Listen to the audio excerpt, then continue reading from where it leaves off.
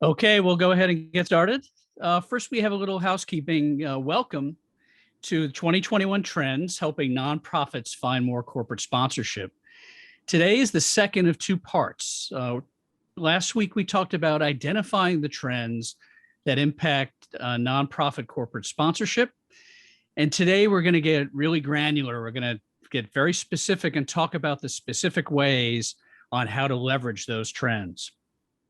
So first, I'd like to thank all of you for investing the next hour with us. We know you have a lot of choices in what you can do in your workday, so we appreciate you carving out some time to be with us. We have a great turnout for today's webinar. We have individuals representing for-profits and not-for-profits across the US and Canada. So we're really pleased with the turnout for this event. I think it speaks to the importance of sponsorship, and I think the thirst for information for it in order to leverage it best for all of your organizations. Wanted to let everyone know this webinar will be recorded so that after the webinar, if you'd like to see either this webinar or the webinar that we did last week, those are available on demand. The link for that, and we'll provide the link also at the end of this webinar. The link is nonprofits.chargewebinars.com. You can find the last week's webinar, and we'll be posting this week's webinar shortly after today. There will be a survey at the end of this webinar. Wanted to make everyone aware of that. We're always interested in continuous improvement. For those of you who filled out the survey last week, thank you very much. We're interested in all comments, what we did well as what we could do better. Continuous improvement is important in all aspects of business as it is in webinars. So thank you for your input last week and look forward to your input on this for this webinar. Please keep your browser open when this webinar concludes so that the survey will automatically launch. Questions, we are going to take questions throughout the webinar. We'll take them at the end as well. Just hit the questions, the Q&A tab in your Zoom control panel. Submit the questions. I also have the questions that you all submitted when you registered for this webinar, and we're going to address those as we go through. And with that, let's get started. So as the famous country music song Eastbound and Down once said, we have a long way to go and a short time to get there. So we're going to kick off because we have a lot to discuss in the next 55 or so minutes.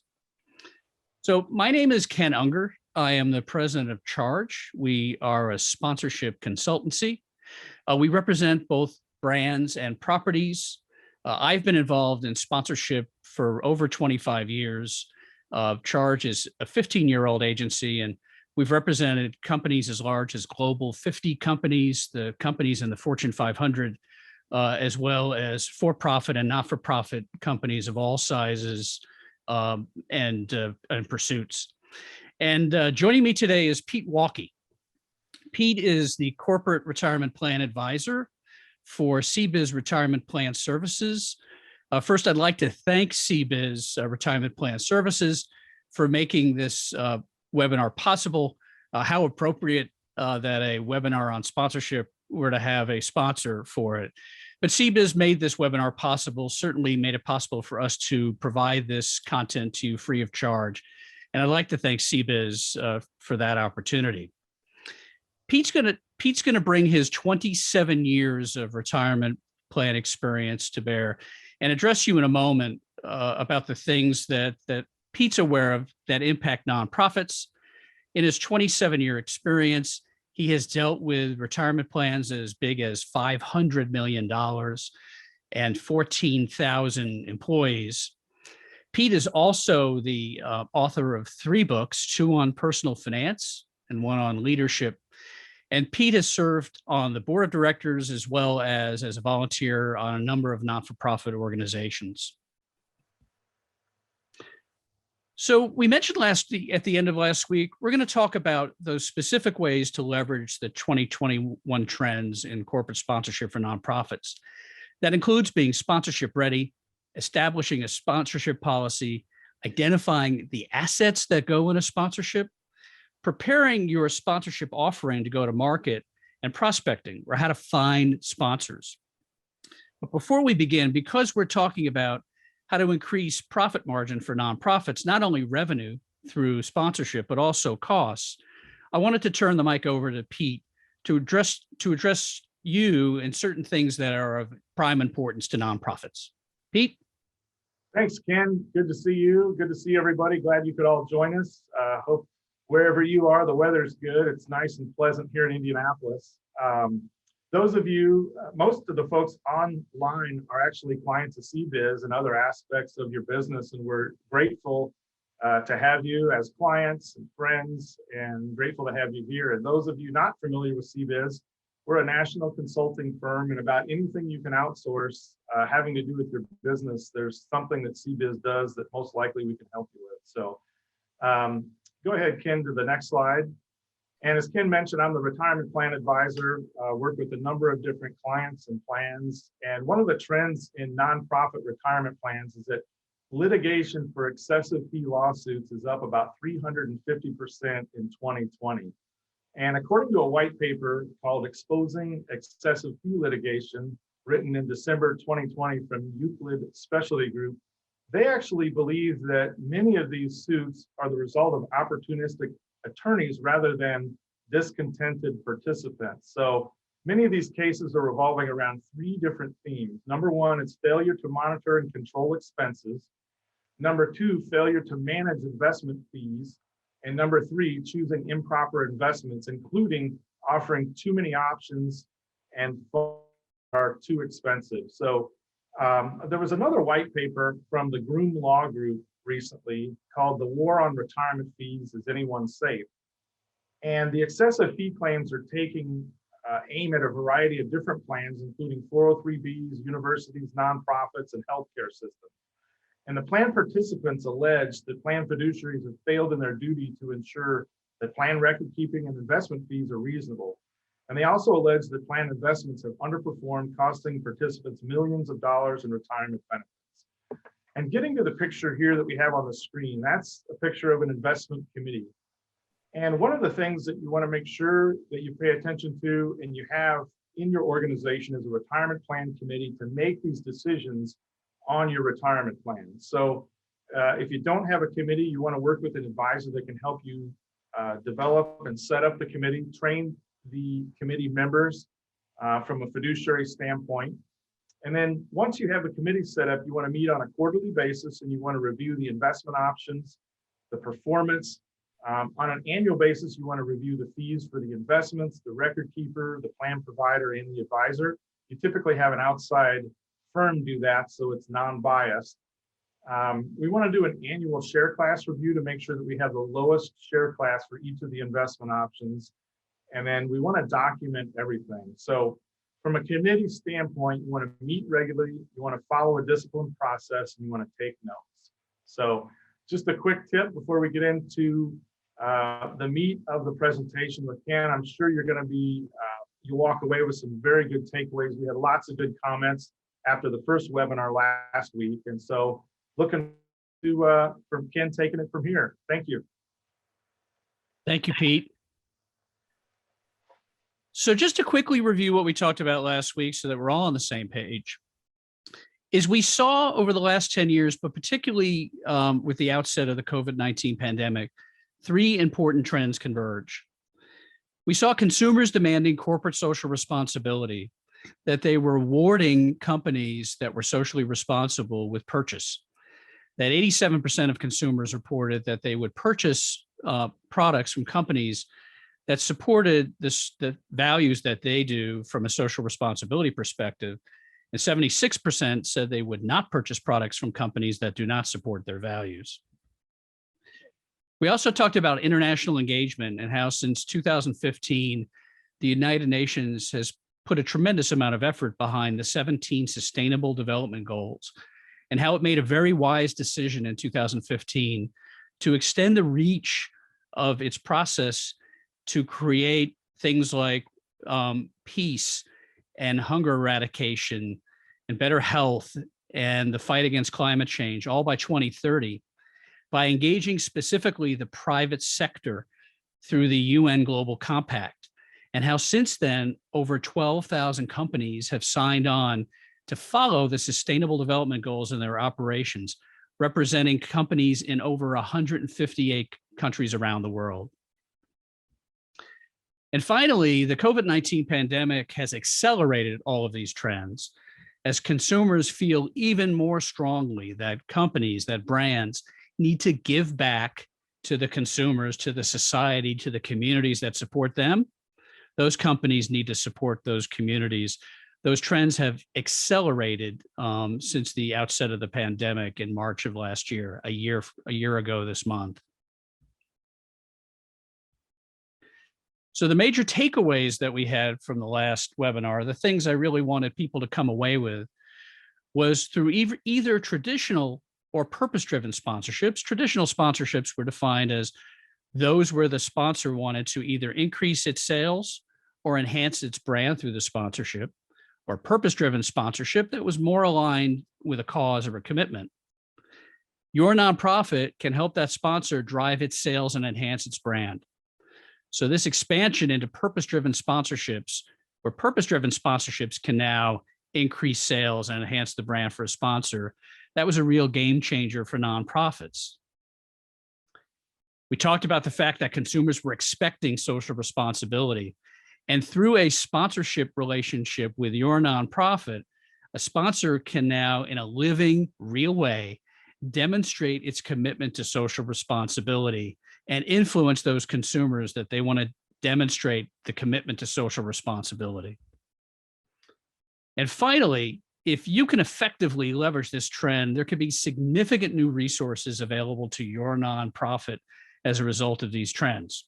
That's where we left off. That's where we left off in the last webinar. And before we dig into the nuts and bolts of what we're going to discuss, I wanted to just highlight old thinking and new thinking. And this would be advice that I would give as a sponsorship consultant 5+ years ago, and how because of this trend, the advice that we give clients is now morphed into something different. Before, if you were a not-for-profit looking for corporate sponsorship, I would have advised you not to lead with your cause. Right at that point, sponsors really didn't care as much about your cause as much as they cared about increasing their sales and enhancing their brand. That the sponsorship model was more like a donation.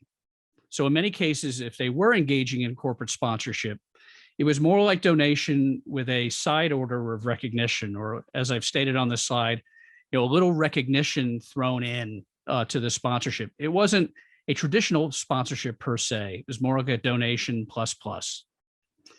And it didn't necessarily result in business benefit to the sponsor. It was about demonstrating their commitment to the community and commitment to your cause. A lot of times this came out of the CSR budgets in companies or from their company foundations. So it wasn't viewed by people like the people sitting in the marketing department with that $250 billion budget that we discussed last week. It wasn't viewed by them as a must-have, as a gotta-have. It was viewed more as a nice-to-have, and therefore it was expendable. Now I'm giving different advice based on that trend. Your cause may help drive business for the sponsor. And that is because all of these trends converging have really created an environment where alignment with you in a sponsorship relationship is to the advantage of the sponsor from a business perspective, not just from a cause or commitment perspective, but from a business perspective. But it's still more than the cause per se. The promotional elements of the sponsorship will still be important to make the benefits of the sponsorship come to light. And we'll talk about that in a few minutes.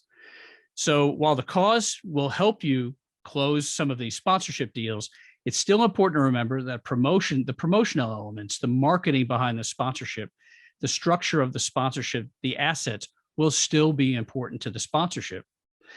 But certainly I'm advising nonprofits that this opens up new opportunities that may not have existed before for all of you in corporate sponsorship, again, leveraging these trends that will only accelerate over time.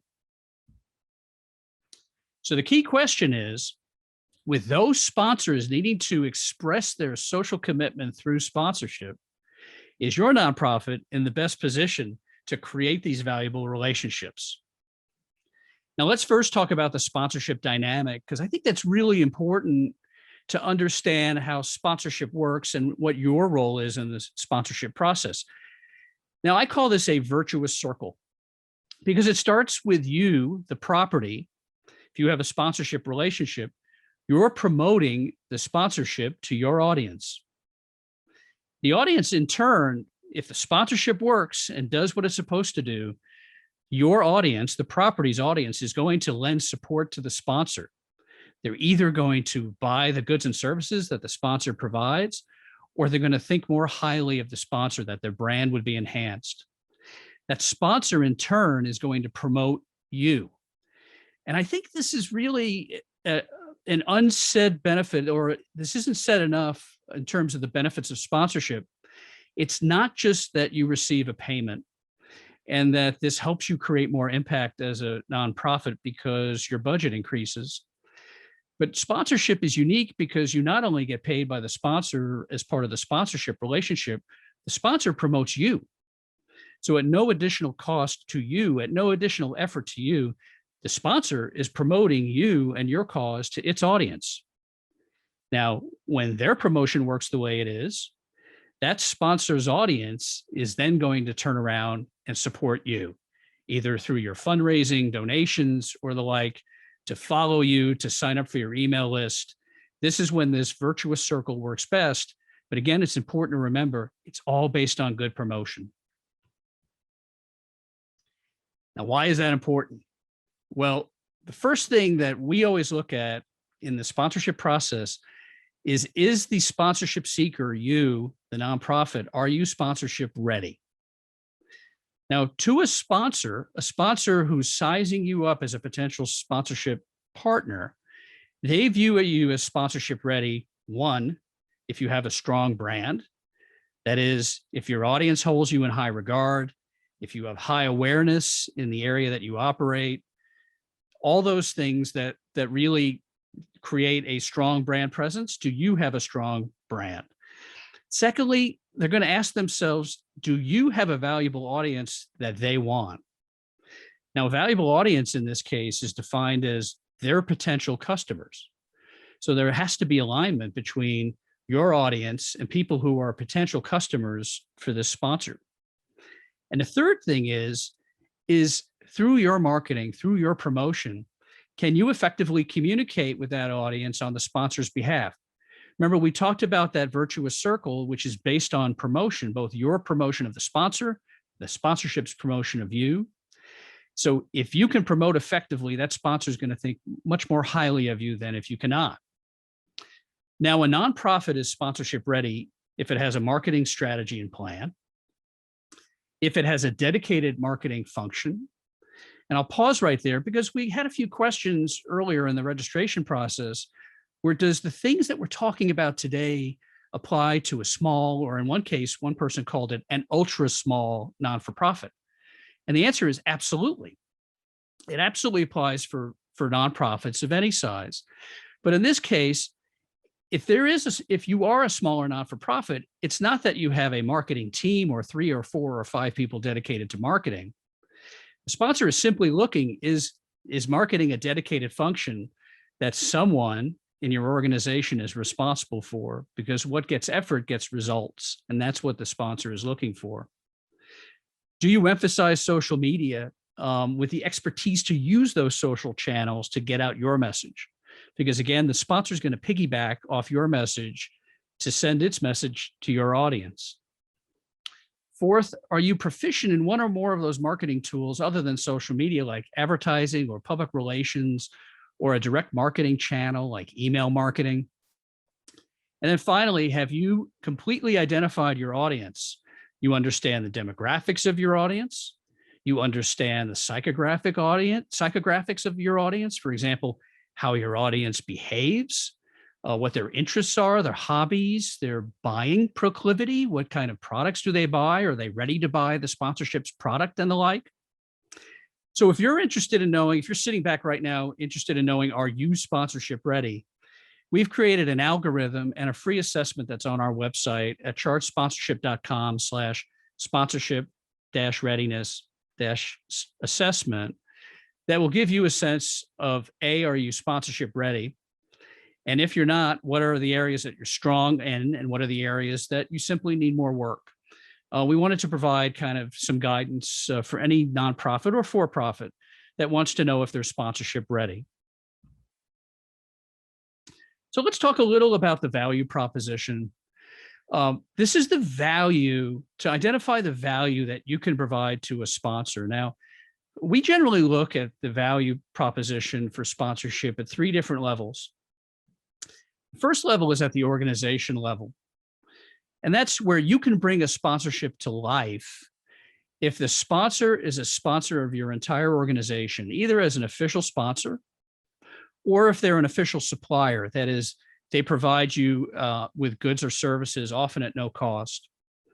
But if either of those things are true at the organizational level, that's a way for you to provide value to that sponsor, because basically the value of the association, the image transfer that we talked about last week, is creating value with the sponsor that it can translate into increased sales or enhancing their brand because of their relationship with your organization. Now, the second level of value that you can provide to a sponsor, I think, is the most frequent that we see in the nonprofit space. And that is sponsorships at the event level. These are the sponsorships of your galas, of conferences, of festivals, and of sporting events like charity runs, for example. And these, we see a multitude of different sponsorships at this level. I think the key, not only in the event space, but at all the other levels, is creativity and customizing what value you provide to each sponsor, because each sponsor comes to you with a unique challenge. Third level, and I think this is the one that's overlooked, and I'd encourage all of you to kind of consider this as you build out sponsorships of value to sponsors, and that's sponsorship at the advocacy level.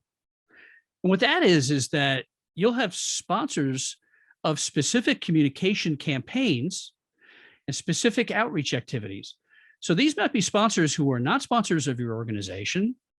They are not sponsors of specific events, but they are specific sponsors of a communications outreach. Say that the month of May is dedicated to a certain theme of communication that you're doing for your cause. Having sponsors of that communication campaign for that month of May could be very impactful, could be lucrative from a financial sense, but also can help you push out that message and increase impact, as that sponsor is now pushing out your message as much as you're pushing out that message.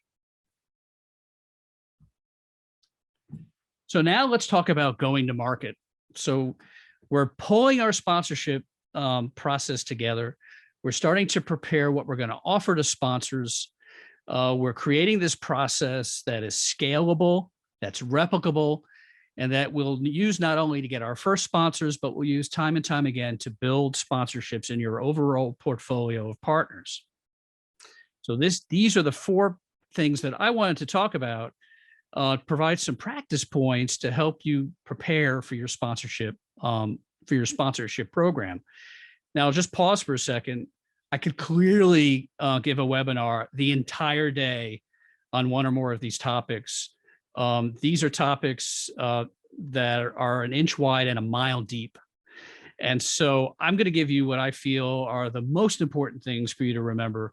But certainly this is the beginning of your journey in terms of being sponsorship practitioners and bringing sponsorship, creating sponsorship for your nonprofit.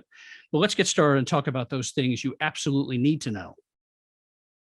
First thing is, if you're thinking about sponsorship, or even if you're doing sponsorship now and you don't have a sponsorship policy, stop.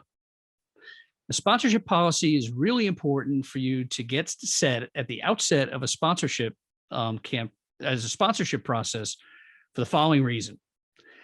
As a nonprofit, at the heart of what you do, you are an advocacy organization for your cause. You advocate a certain point of view. And because you do that, the most important underpinning of that advocacy function is credibility. And the surest way to blow your credibility is to align with the wrong partner or engage in an activity which stretches or even breaks that credibility. So we recommend at the outset, you sit down with your team internally, You sit down with your board of directors and you create a sponsorship policy. It will determine what kind of sponsors, what kind of companies, what kind of organizations do we want to lend our organizational credibility to in having a relationship. Remember, we talked about last week that sponsorship is an implied endorsement. And it's really important that if you're impliedly endorsing another company, that you believe in what they do as much as they believe in what you do. So determining that upfront will save you a lot of heartache in getting 3/4 of the way through a sponsorship conversation with a potential prospect and realizing they're not the right company, they're not the right organization for your nonprofit. Second is, what kind of activity are you willing to engage in? Are you willing to endorse the products of that company? Are you willing to endorse their services? Is what they do consistent with your function, with the way that you want to create impact, with the values that you believe and the values that you live every day through your nonprofit? It's important to deal with all of these up front. Now, this is a case where I will give you permission now to engage in some shameless stealing, because the Campaign for Tobacco-Free Kids created what I feel is probably the best sponsorship and partnership policy that I've seen. And they have published it on their website for the express purpose that you can check it out, lift it, customize it to your organization, but use it as a great framework at no cost to create a sponsorship policy. This is something you can take, modify, customize, sit down with your staff, talk through what kind of partners are appropriate, have a discussion at the board level, get the board to ratify the policy, and off you go in creating sponsorship. Now, in terms of the assets that you have, the question is, what are those things that I should put in a sponsorship proposal that I should offer to a sponsor that would be of value to the sponsor in achieving the results that it seeks and addressing the challenges that they have as a business? Now, one rule of thumb is don't load up sponsorships with assets that you don't know are of value to the sponsor. When in doubt, ask the sponsor. Ask friends that you have that represent similar sponsorship prospects. What are those types of things that you could offer the sponsor that would really be of value to the business?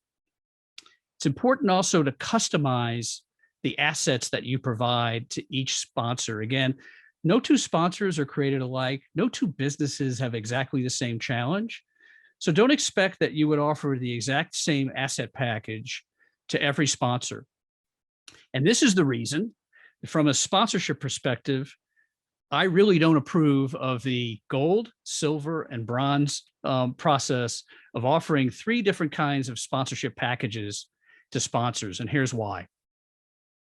If I'm shopping for shoes online and I go to a website and I'm size 9, but the only sizes that are offered on that shoe website are sizes 7, size 11, and size 13, chances are really, really good that I'm going to click away in about 2 seconds after I discover that. In the same way, 3 sizes do not fit all sponsors. Now, I'll just caution, I'll give a caveat to that. I see this a lot in the conference context, even at some galas. And I'd submit that these aren't really sponsorship packages. They're more like advertising packages where you're just assembling advertising deliverables in 3 different packages. That's fine. But when we're talking about mutual relationships, something beyond the simple conference package or beyond the simple gala package, if you're creating something of mutual benefit to a sponsor in a broader context than a one-hit event, you really want to avoid the gold, silver, and bronze package scenario. Now, what are those things? What are some general categories that can get you thinking about the different things that you can include in your asset packages? So first is your image. It's obviously your name, the likenesses that you own, as well as your logo. Those are really important. They often are the essence of a sponsorship, where the sponsor proudly recognizes that they are a sponsorship of your organization and use your logo as a result. Obviously, there is at-event assets that you can provide: display spaces, program ads, tickets. All those things are assets that happen at event. Again, don't throw in the kitchen sink, but ask your sponsor or your prospect what they would find of value to address the challenges that they have. Certainly, recognition is a key form of assets for sponsorship. Recognition on your website, recognition in your emails, on press releases, at live events, very important. And then there are things of value that you can provide that the sponsor can pass through to its customers. So say, for example, that you offer a very valuable membership, either to your organization or to an event or to something else that you can provide to the sponsor that it can pass through to its customers at, say, a discounted rate. That's a value to the sponsor because it's now providing something of value to its customers that it didn't have before, building goodwill, potentially building sales around that you can provide to the sponsor. Obviously, your intellectual property are things that we often see bundled as part of assets that sponsors need and want. I'd say one of the most popular things that I've seen that are intellectual property assets is access to an email list. To those of you who are engaged in email marketing and really cultivate your email list through a robust content marketing effort, your email list is solid gold to a potential prospect. And that aspect of intellectual property is really valuable as an asset. And finally, there's promotional or media integration. We talked about that earlier as part of a communications campaign, or integration as part of an email, integration is on your website or other electronic media, including social media. All of these are really valuable assets. So I got some really great questions about virtual sponsorship. We had those questions from registration. I got a follow-up question from last week's webinar. I was really excited about virtual sponsorship. I was so excited that we're not only going to talk about it in this webinar, but we wrote a blog about it, which we're posting today on our website, chargesponsorship.com. And if you're on our newsletter list, you'll be getting a newsletter which links to our blog on virtual sponsorship. Here's what I would have all of you keep in mind in terms of virtual events and virtual sponsorship. Now, I also serve on the board of a not-for-profit, and I know for a fact that when our events got canceled during the pandemic, the first inclination was, wait, we can move this event to Zoom. And I'd have to say that first inclination is the wrong inclination, because it isn't just a matter of moving a live event into the virtual sphere. There are some best practices that we've seen. Now, we now have a year under our belt where we've seen a historic amount of virtual events and virtual sponsorship for good reason, but we have a lot of best practices under our belt in terms of what works and what doesn't. I want to share some of that with you right now. So rich content that educates and entertains is key.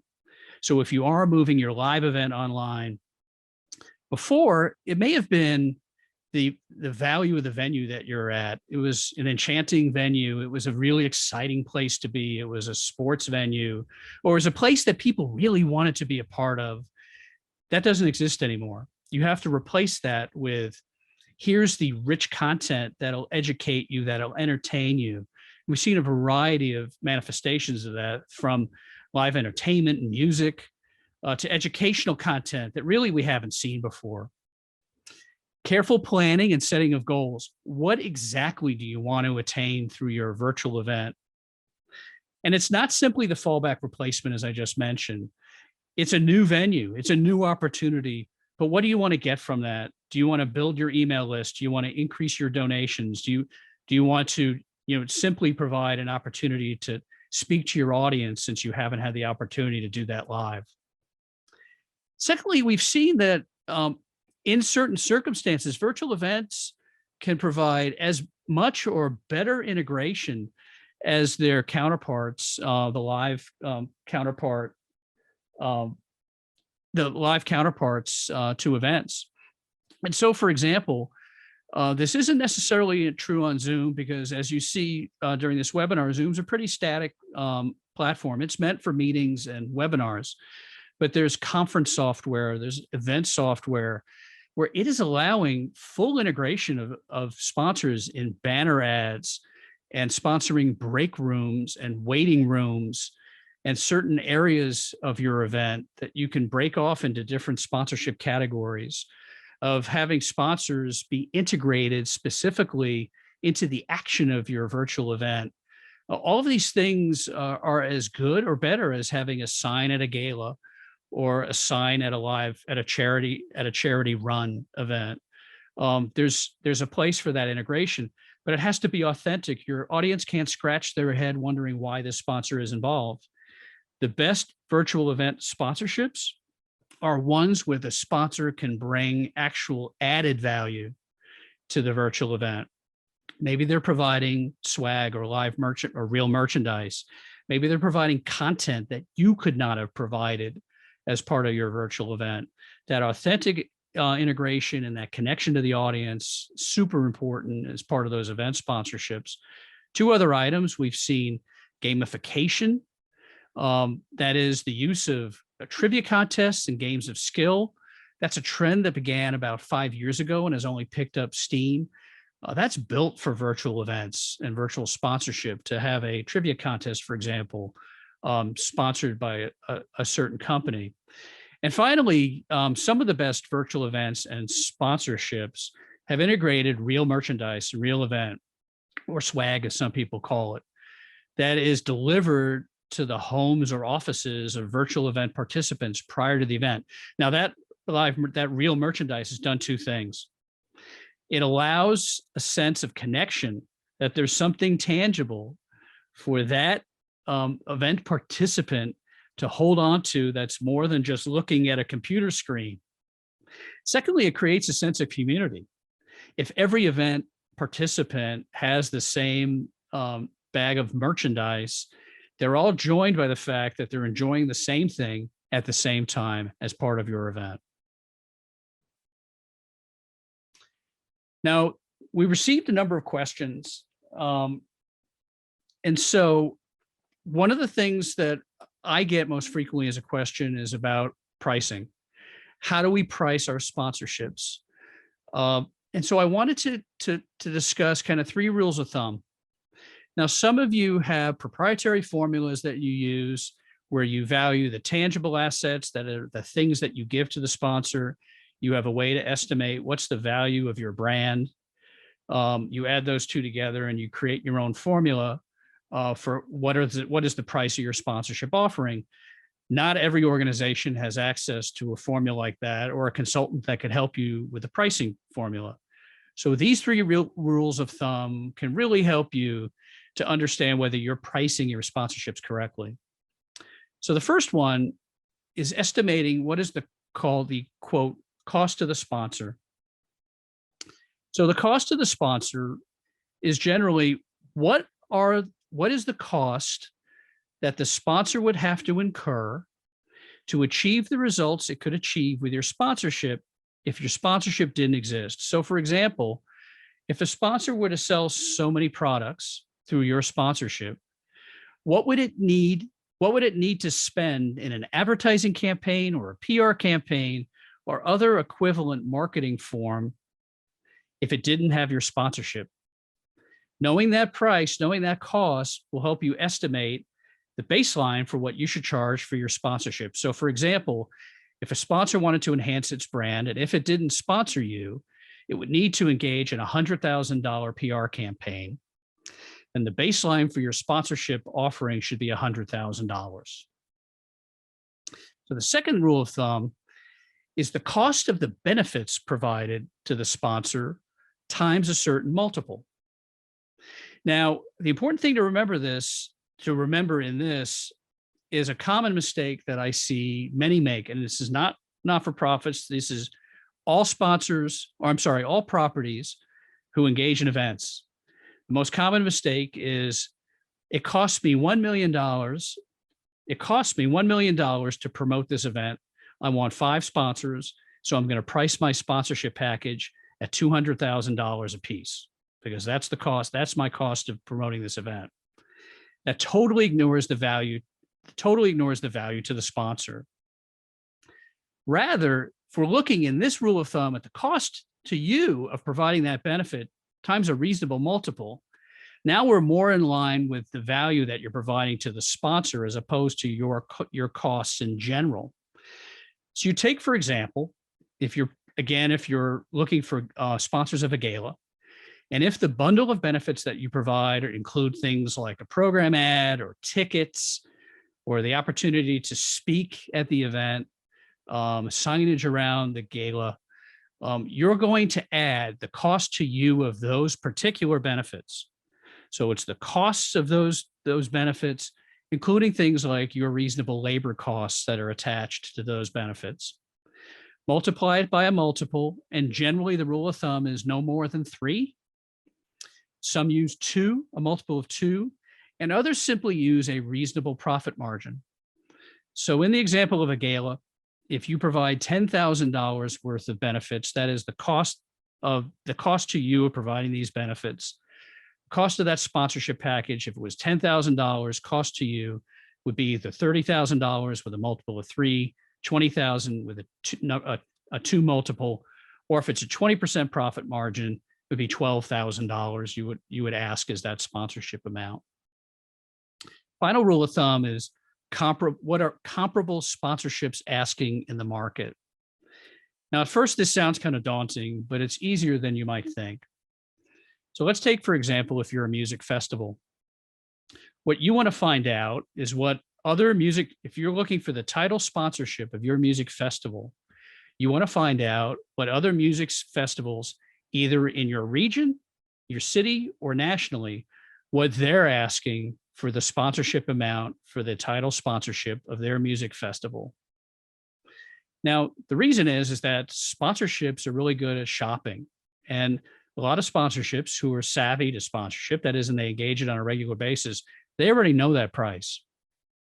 So it's important for you to know that price so you can set a baseline that you know that this is the worth of it because XYZ Festival or ABC Festival is asking that price. Now, sometimes, especially if you're a non-competing property, it's as easy as picking up the phone and asking that property what they charge for sponsorship.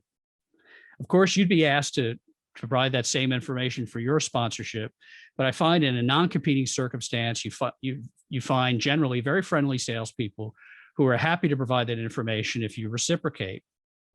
The other way we've seen properties do it is basically secret shopper, is they literally call the property and ask that they would like to know what a certain sponsorship costs. And because sponsorship salespeople are eager to sell their sponsorship, they'll often share that price. You'd be surprised. Often you'll even find that price on a website. So these are generally the 3 rules of thumb to help you with pricing. Now, let's talk about sponsorship proposals. I received a question at registration. One person asked, are event decks still relevant? And the answer is yes, absolutely. Event decks, whether they're event decks for sponsorship for events or sponsorship proposals in general, they are still highly relevant because it is the essence of your offer. Now, the technology has changed. Some people might not be using paper, right? There's obviously use of PowerPoint and PDF decks that are easily emailable. We've also seen online proposals that you can post up and check to see if a certain prospect has downloaded that proposal or has viewed that proposal. That doesn't matter. Using the technology that's best for you is what matters. What is important is generic proposals are dead, right? Generic proposals are not relevant because a generic proposal doesn't speak to the unique challenge of that particular sponsor. So it's important that in your proposal, if you're sending it to XYZ prospect, that your proposal address the challenges of XYZ company with the specific assets and the things that you're offering to help change their business dynamic. Second thing is to make the proposal about them and not you. Again, a frequent thing that I see is a deck that talks about, really it's a 10-page sponsorship proposal. It talks in 9 pages about you. And the last page, it talks about the actual offering and the actual investment that's asked for. So it's 9-to-1, you to them. Now, people who receive sponsorships are humans like all of us, right? When we pick up an email, when we're looking at a certain document, first thing we ask is what's in it for us? Because we have a boss in the background and he or she is waiting for us to solve the problems of our business. So when I'm reading your proposal, I want to know how you are going to help me do that. I don't really care necessarily of who you are. I want to know how you can help me. Now, the way to do that is to describe yourself as the solution, not just describe yourself in general. And I gave it a simple example of how to flip the dynamic and make the descriptions of yourself in a way that the sponsor can see you as their solution, not necessarily as who you are without context of the solution. So for example, if you're a regional food bank, you can put in your proposal in the About You section of your proposal, we are a regional food bank. It's accurate, it's correct, but it's not really, it doesn't really address anything about how the sponsor may benefit by an alignment with you. Now, if you describe it as we are known throughout our region as ensuring that every person is food secure, you're saying a lot with that statement. You're saying that you command presence in a certain region. You're saying that you are responsible for helping ensure that people are food secure. You're not talking about who you are, you're talking about what you do. And in the case of image transfer, where a sponsor would benefit by aligning with you, if I'm a sponsor, I also want to be known as making sure that every person in a certain region is food secure. That is super valuable to me in a number of contexts. And that's what we mean by putting in the context of them, not necessarily you. Now, we have a sponsorship deck template that we offer for free. It's available on our chart sponsorship website in the Insights section under eBooks. It is a framework for a sponsorship deck template. You can use it to cross-reference against your current template to determine if you're doing those things which would help ensure that you get a positive response from your sponsorship proposal.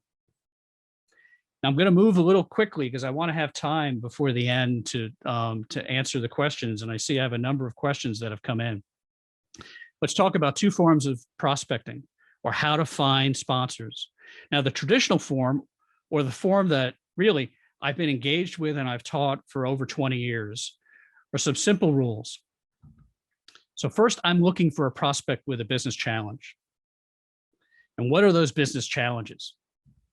So some common business challenges that might be an opening for you from a traditional prospecting perspective. One is I'm looking for a prospect that's launching a new product, because few things are as hard as launching a new product. You are starting a marketing process from scratch and you are clawing usually against existing competitors. So if you have a new product, you probably need help. You need help that my sponsorship can assist you with. I'm looking for prospects that are new to a market. So if I'm a nonprofit and my operating area is the Pacific Northwest, and I see that a chain of stores or a certain office is opening in the Pacific Northwest and they are new to the market, I'll raise my hand and share, we know the Pacific Northwest, we know the challenges of the market, and we can give you a leg up because our nonprofit is very well known in that region. We can give you a leg up to help with a sponsorship to establish yourself in our new market. And finally, from a business challenge perspective, I'm looking for an organization that has a new brand strategy. Are they rebranding? Are they changing their name? Are they changing their positioning of a product to something different?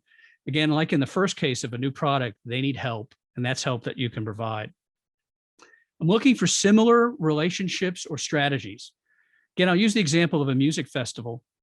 If I'm a music festival, I'm looking at existing sponsors of other music festivals, because what I don't want to do is look for prospects with whom I have to sell on a music strategy. And then I have to convince them that my music festival is the best way to succeed at their music strategy. I don't want to have to do that. Half the sale is made if I'm finding a company that already believes in music as a strategy. So I'm looking around at other music festivals, regionally, nationally, and looking at the companies that already sponsor them. Now, the last thing is I'm following the breadcrumbs. And quickly, what following the breadcrumbs is, if I have a certain audience, say my audience as a property are males 18 to 24, I'm looking at where companies are currently advertising that want to reach males 18 to 24. So in this case, males 18 to 24 commonly watch sports properties and they perhaps watch sports TV. So I'm looking at the people who advertise on ESPN, looking at the people who advertise on Fox Sports or other sporting events. And I'm matching up my audience by looking at where they already advertise, knowing that if they advertise to my audience in that other venue, they would probably want to reach my audience through my sponsorship. Now, there are lots of resources to use. Quickly, I always start with Google. Google has changed the way that we work every day. Google is a great place, or any search engine, to find those prospective sponsors in the categories that we just talked about. There are also lists and places where you can identify certain companies, their audiences, things, sponsorship, or I'm sorry, company databases like Winmo, or sponsorship databases like Sponsor Pitch or Sponsor United. Then obviously social media. Companies are really talking about what they do and their challenges aligned with social media. And finally, good old-fashioned networking still works. Many of you do that already with your board of directors, with all those who you network to find those prospects that might be right for you. Finally, there's this new category of social responsibility prospecting, very exciting. And what I'm doing here is I'm matching my cause to the SDGs, to the Sustainable Development Goals, to the CSR goals of a certain company. And I'm going to find that in a variety of different ways. Company press releases are going to talk about that. Company annual reports are replete with references to corporate social responsibility and the Sustainable Development Goals. Every corporate website virtually now has a section of their website that's strictly dedicated to social responsibility. I'm going to look in those places to find an alignment between my cause and what they're doing in social responsibility. And I'm looking at the general news, right? I'm looking for articles that are written about these companies and what they're trying to do in the social responsibility sphere. Finally, more and more, we're seeing corporate social responsibility reports. So I'm going to get a hold of those corporate social responsibility reports. And how am I going to find it? I'm going to find it through research, through websites that are arising, and some that have existed for quite some time, but are underused resources like 3blcsrwire.com and the GRI Sustainability Disclosure Database. These are all areas which are identifying companies by cause, so that you can line up what your cause is and what are those companies that believe in what you're doing, and engage in those tactics that we talked about earlier to help create those sponsorship relationships. Quickly, an example: if I'm a nonprofit that's dedicated to recycling, I'm going to line up with the 3 sustainability development goals that talk to recycling, like sustainable cities, like responsible consumption and climate action. And through that, I'm going to search for companies that are aligned with that. And right off the bat, I'm going to see that Estee Lauder has just announced that it's going to release a line of cosmetics that are in recycled containers. And those recycled containers are themselves recyclable, promoting what's called the circular economy. And again, I have a company in Estee Lauder that is perfectly aligned with the cause that I represent and is trying to sell cosmetics in these newly recycled containers because they know that's what the market wants. The market wants social responsibility. An example of the prospecting process. Now I'm going to take a minute and look over some of the questions so that we can use the remaining time to go through your questions.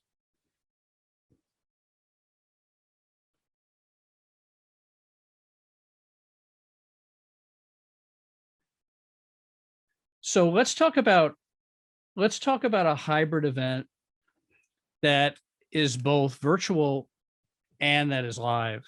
Are there sponsorship opportunities for that? Absolutely. And as we see live events come back, we're going to see people that want the convenience of a virtual event, but also we talk a lot in the book that we wrote called Sponsorship Strategy, we talk about a process called offsite residence. And what offsite residence is, the process to really take your sponsorship and make it live. If you are a nonprofit in Detroit, how can you make your sponsorship live way beyond Detroit?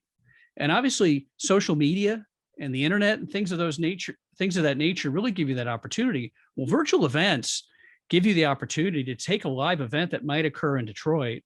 And I would have had to before travel to Detroit to be a part of your event. Now I've expanded this whole new opportunity and created a whole new, not only sponsorship opportunity to have sponsorships outside of Detroit sponsor my event, but to create this virtual event, this hybrid event that is both live, but also virtual, produce both the same, plan both the same as we talked about before. But we're going to see these hybrid events way beyond the pandemic. And I think it's a great thing, not only for nonprofits, but it opens up a whole new opportunity for sponsors to provide great promotional opportunities that are not necessarily tethered to the locality in which you operate. Great question, and thank you very much for that.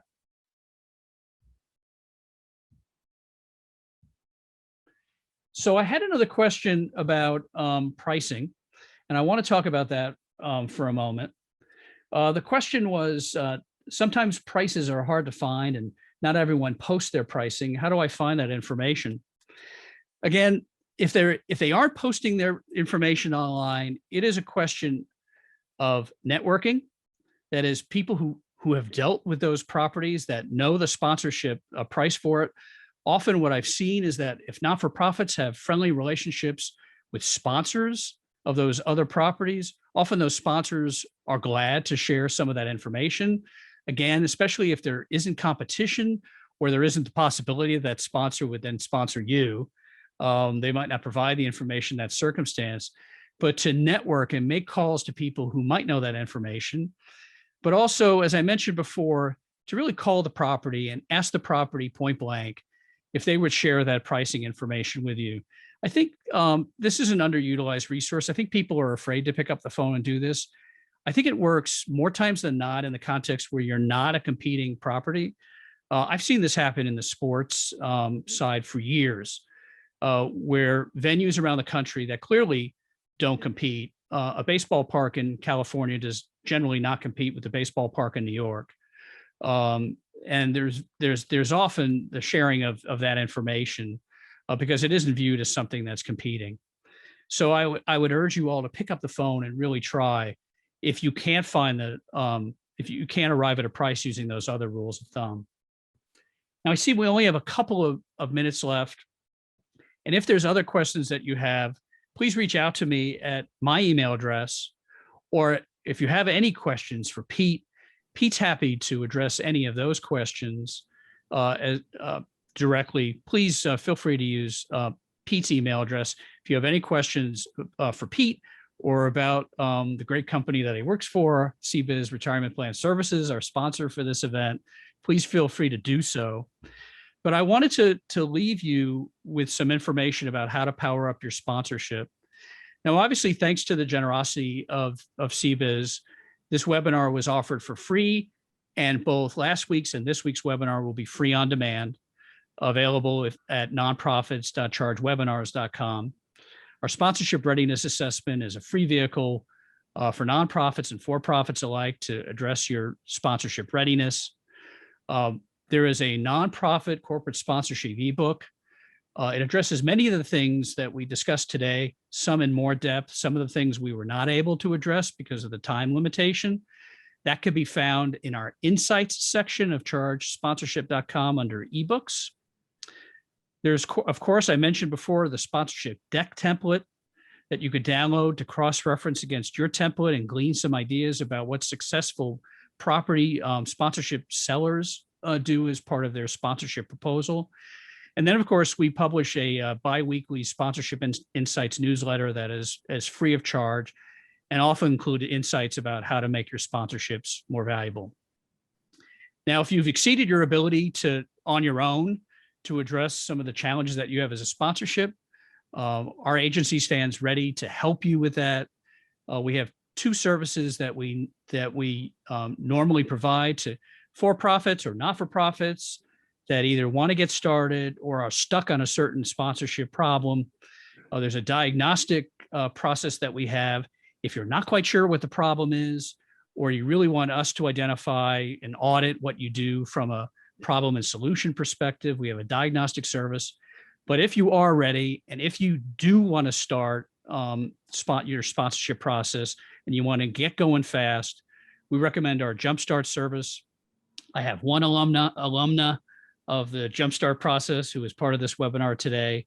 It is a painless process to get you going fast and selling sponsorship in an effective way. With that, I want to thank Pete Walke, our co-panelist for today. I want to thank CBIZ Retirement Plan Services. I want to thank all of you for your attention in this webinar today. And I wish you great success in selling sponsorship or whatever else you might do in business. Have a great day. Thank you.